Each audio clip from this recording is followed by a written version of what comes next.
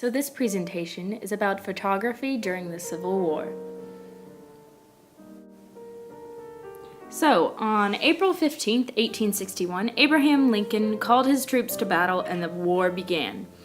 In order to document the war, a photographer named Matthew B. Brady followed the troops out into the battlefield.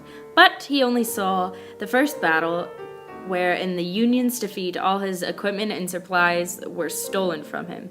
So then he hired a whole bunch of field workers to take photographs for him.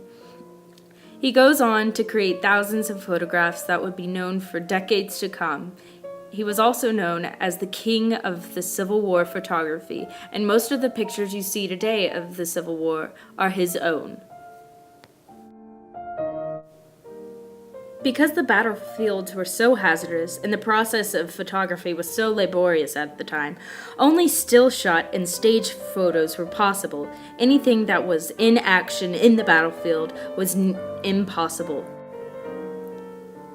Okay, on to the process of taking a photograph back in the 1860s. So in order to take a picture, you basically had to be a chemist and willing to put your life at risk.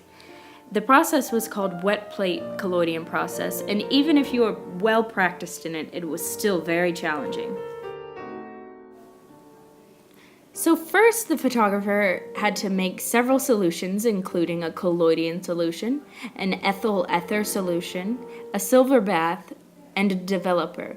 Then after that, the photographer would spread the collodion solution over their glass sheet, smoothing it out without stopping the motion of the liquid. Next, while inside a darkroom, the plate was immersed in a silver bath and then placed into a light-tight box, which was then inserted into the camera.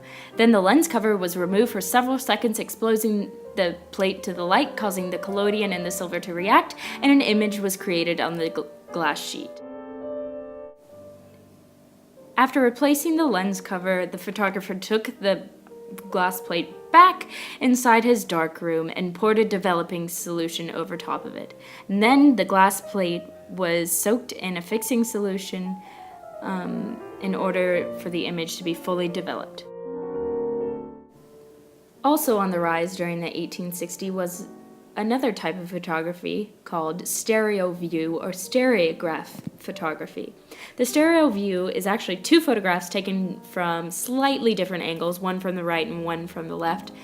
And most commonly, they were taken with a twin lens camera, and it was a very similar setup to the human eyes. So you would see a picture in 3D. These are an example of stereoscopes, which are the mechanism used to view the stereo views.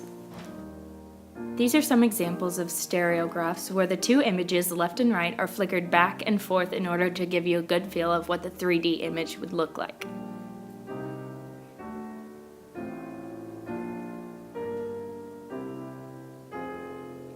So overall, photography during the 1860s and the Civil War progressed a lot, and a lot of pictures were taken for the first time during the time of war. Pictures were delivered to homes in a sense that news would nowadays. Families bonded over it, and a revolution began.